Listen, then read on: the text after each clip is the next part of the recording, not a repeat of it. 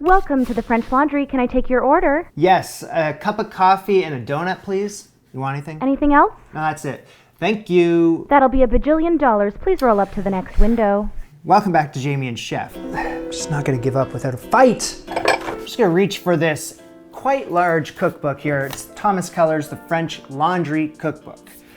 I've been reading that some of you would describe this book as being a coffee table book. But I would say that those things just kind of collect dust. You dust them off and they collect more dust and they just sit there and they never really get opened. But with this book, whoa. This is episode 3 of 6, like following along to this cookbook and TK's recipes. Then we're gonna move on to something else. I'm gonna make one of his more famous desserts today. It's called coffee and donuts. Well, there's a little more to it. Cappuccino semifreddo with cinnamon sugar donuts. And there's a bit of like a short story here of how he came up with this idea. Let me just break it down as quickly as I can. He was working in LA, miserable and poor, and he had a fancy schmancy dinner that he had to cook for, and he didn't have any ideas of what to make. Then he went to the donut shop across the street for his weekly old-fashioned glaze and a cup of coffee and a light bulb idea, coffee and donuts for dessert. An element of surprise here is that the semifreddo, a partially frozen mousse, is cold beneath hot, frothy steamed milk. The donuts are delicious, traditional deep-fried treats coated with cinnamon sugar. And this dessert always seems to make people smile. Well, I haven't had it yet, so I don't know that. But here's the photo. Get the idea of what's going on. There's a donut hole on top of the donut. And in Canada, we call those Timbits.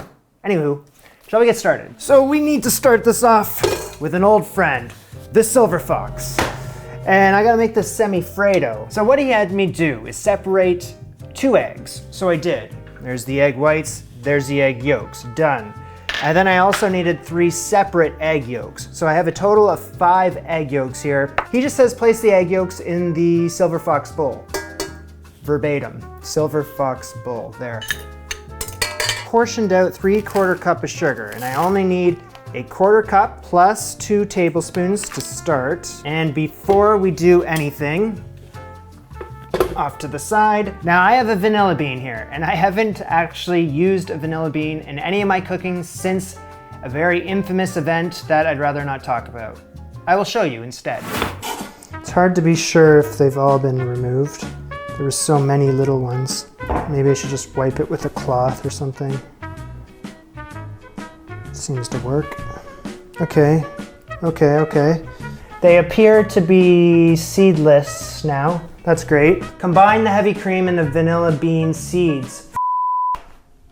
I need only half of this, and then I need to split it. So now I know what I'm doing. Way to figure it out, Jamie. You got vanilla bean seeds in your vanilla bean pod. I'm gonna scrape these out, and we're gonna add those. It's too expensive an ingredient to leave any seed behind. No man left behind. Come back over here. Whip it up for around 12 minutes at medium speed until the mixture has lightened and tripled in volume. So I picked up some coffee extract and espresso extract, but it says coffee extract there. So I gotta believe that they're one and the same. Not gonna, I mean, they are today. 2 tablespoons worth of this coffee extract. Oh yeah. Whew, that's awesome. Once we have this mixture here, it looks incredible. I need to do a bit of a bowl swapperoo here. 2 of them. Thank you. And we're gonna need ice in this one.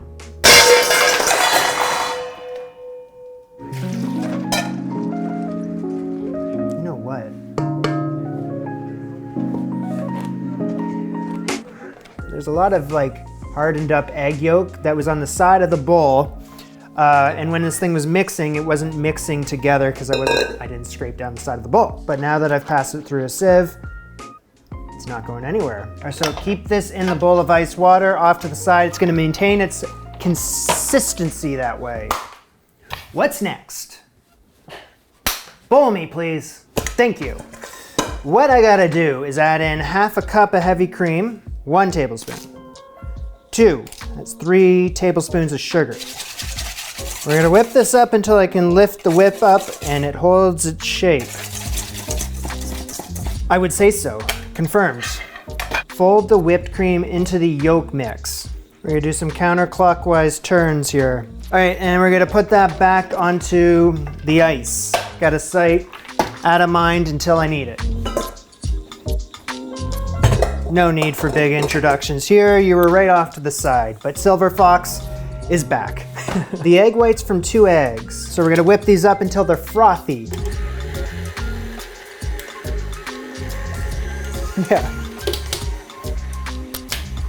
Once those eggs are frothy, in goes the remaining 3 tablespoons of sugar. For those who are expecting stiff peaks over here today, I'm sorry. We're only pushing this as soft peaks and we can't over whip them. Don't over whip them. Soft peaks. You done good. You're not done, but you done good. Fold the beaten egg whites into the egg yolk mix. Let's just start with it. I think we can get rid of the ice bowl. Just an initial mix just to get the party started. All right, and once we've done that, let's add in the rest. And we're gonna fold that in. Counterclockwise turns, gently but rapidly. That's what Julia taught me. TK has no mention of that. But Julia, she's got me. If you're the type of person that gets bothered by the raw eggs in this dessert, then this one's not for you. That type of thing doesn't bother me. So, you know, it doesn't bother me at all. Look at how good that looks. What's up? All right, so yeah, I picked up some new coffee mugs for today's dessert. These are 8 ounces, plain white, just something closer in style to what the French Laundry would be serving their cappuccino semifreddos in. You know, check that out. Yeah, I didn't have those before. I usually have mugs that look like this, not a plug, or this. So I wanted something that was a bit closer to what the French Laundry is serving. All right, so let's bring over our mix. So what we gotta do here is just kind of get organized. What we gotta do, spoon fell into the mix. Okay, what we gotta do, spoon the semifreddo into an 8-ounce coffee cup, leaving at least ½ an inch at the top.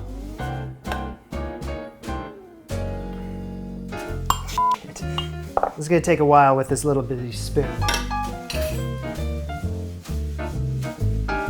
Just do this, man. That's better.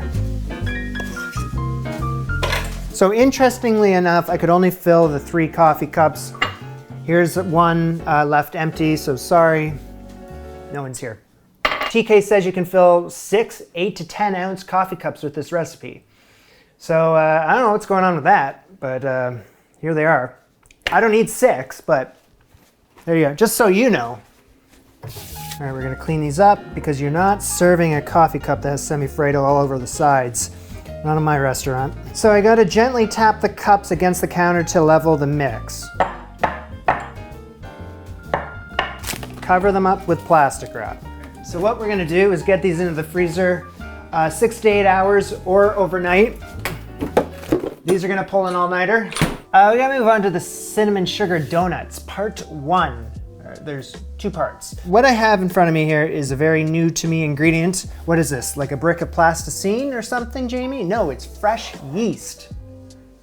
Very new to me ingredient. Well, new in a way as I'm very familiar with the dry yeast. I've never followed along to a recipe that was using fresh stuff. I'm not really sure how I use it besides the very detailed instructions that are in front of me, and I'm sure it's very similar to how you work with the dry stuff, but so I do know how to use it. Whew, it's got a very yeasty smell.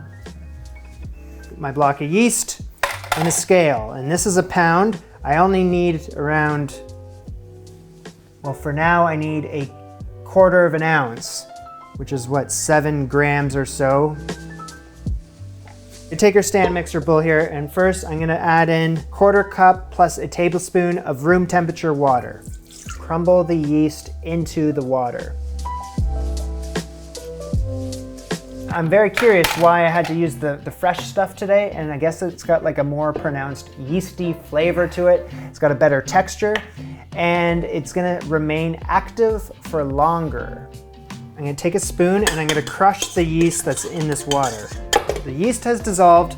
Bring over the Silver Fox, everybody, and we are gonna get the party started with a half a cup of all-purpose flour. The dough hook attachment on the Silver Fox, I'm gonna mix this slowly until all the ingredients have been mixed thoroughly. Yeah, that's not enough flour to make anything happen in there. Just gonna hold it in place and do this until it's all mixed. Okay, I probably didn't need to use the Silver Fox. Thank you. I'm just gonna transfer the sponge to this. TK calls this a sponge, so that's what we're calling it, sponge. Cover it up with this reusable. So I gotta keep this at room temperature for 1 to 2 hours. Hopefully 1, prepare yourself for 2. And it needs to double in size. So we wait. Shall we take a look? Not bad. I say that's doubled in size, maybe a little more than doubled in size. Been thinking for the past hour and a half to 2 hours about what I told you. The fact that I had never used fresh yeast before. That may be untrue, because what is yeast, right? Isn't it the combination of flour and water sort of thing? Isn't this isn't this essentially just like sourdough starter in a way? And I'm like, well, I've made sourdough bread before, and I used to have a starter before I killed it. So isn't that what this is essentially? It's the same deal as before. 7 grams or 1/4 of an ounce. That right there is how much yeast I have left over here. So maybe a pizza dough or 2, a couple loaves of bread. Something has to be done. Anyway, so once we have our yeast sorted, we'll reach to our left and grab 2 tablespoons of room temperature milk.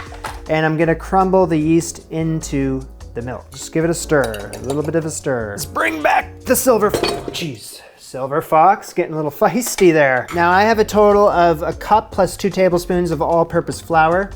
And I'm gonna take half of that. In with the flour, I'm gonna add a teaspoon of salt, 3 tablespoons of sugar. All right, on a low speed, I'm gonna just get this stirred together. Pour in the milk and the yeast. So next up goes 3 egg yolks. 1, 2, 3, along with 2 tablespoons or 1 ounce of melted butter. Okay, make sure that all the flour is getting incorporated in this party here. So I'm gonna mix this for around a minute just to get everything combined. So the sponge goes in now, the proofed sponge. Remember, 2.5 hours for this? Let's get it in there. Also the remaining flour. We're gonna mix that on a lower speed just to get it combined. Turn up the speed slightly and knead for 4 to 5 minutes or until it has formed a ball and cleans the sides of the bowl. I think that's about it for the Silver Fox, everyone. I mean, what a job, hey? What a job.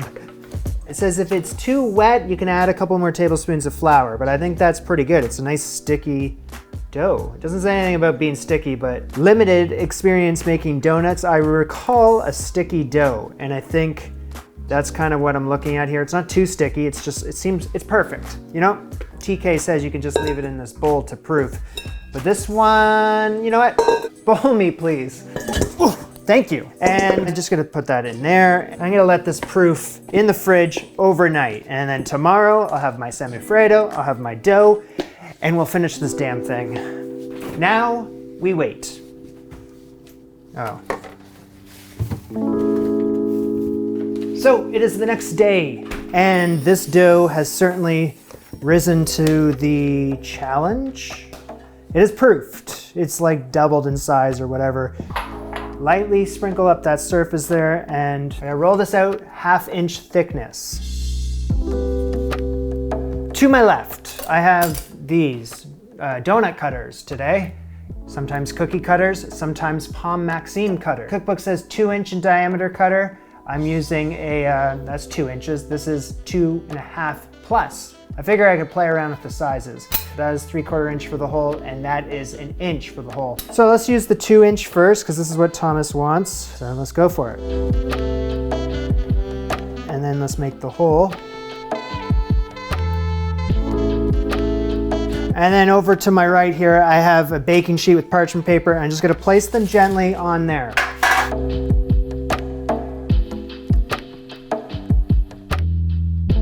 So everything is going very smoothly right now, almost to the point where I'm like, I don't know, I'm kind of worried.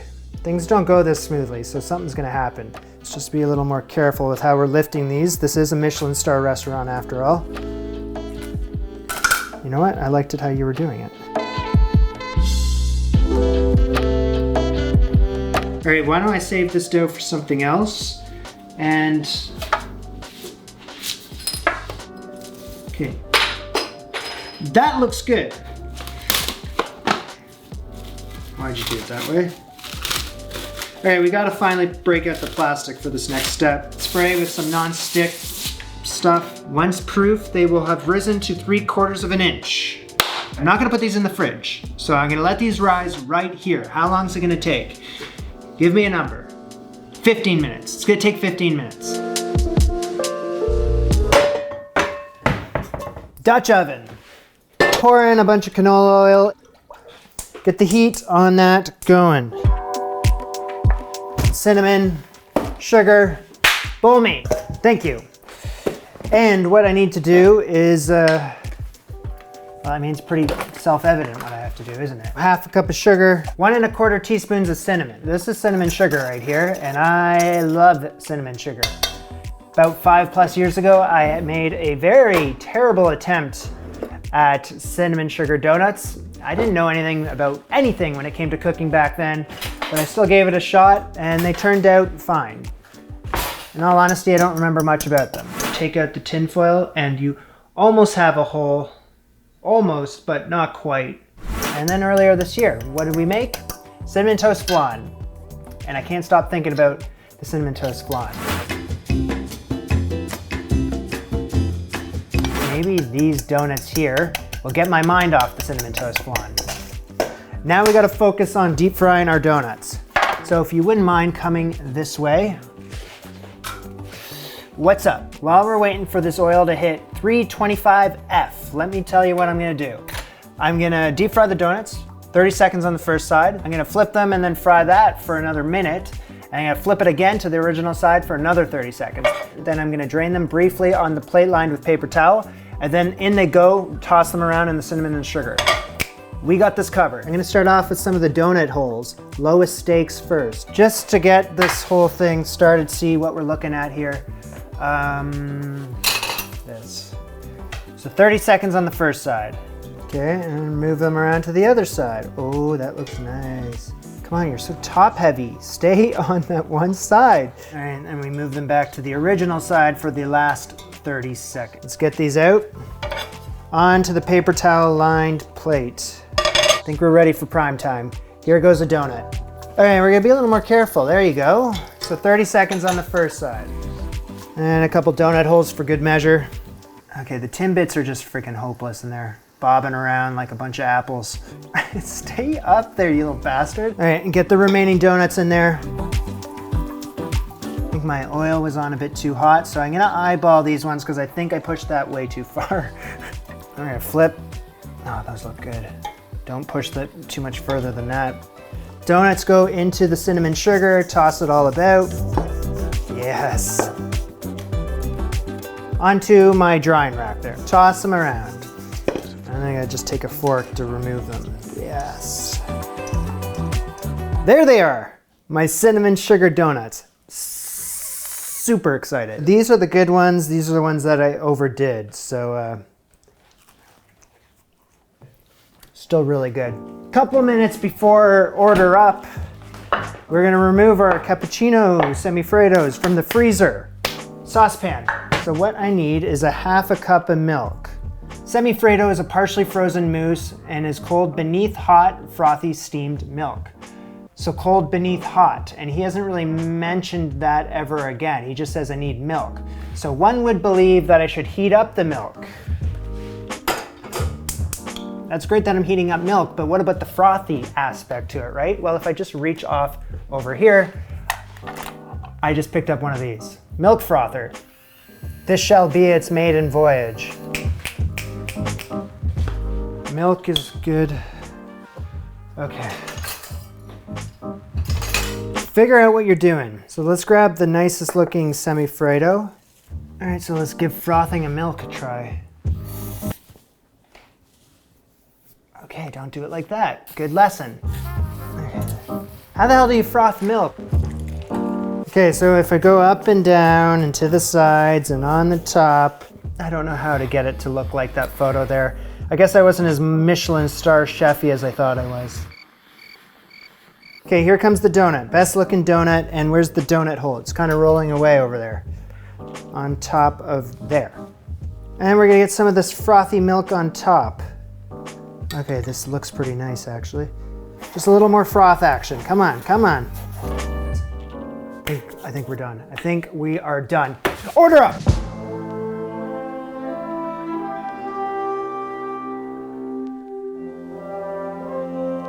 Whoa, whoa, whoa.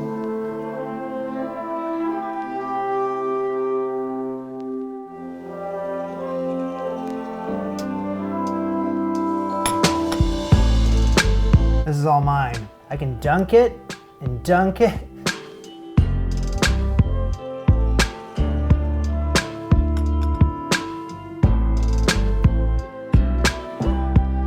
Hot on the top, cold on the bottom.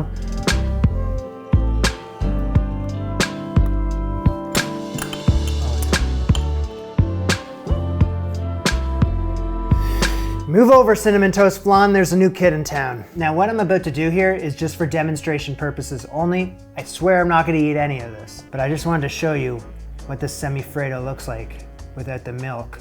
This has probably been sitting on the counter for around 25 minutes, but look at how silky smooth that is. So I'm thinking that what I have in my hand right here is one of the best desserts I've ever made.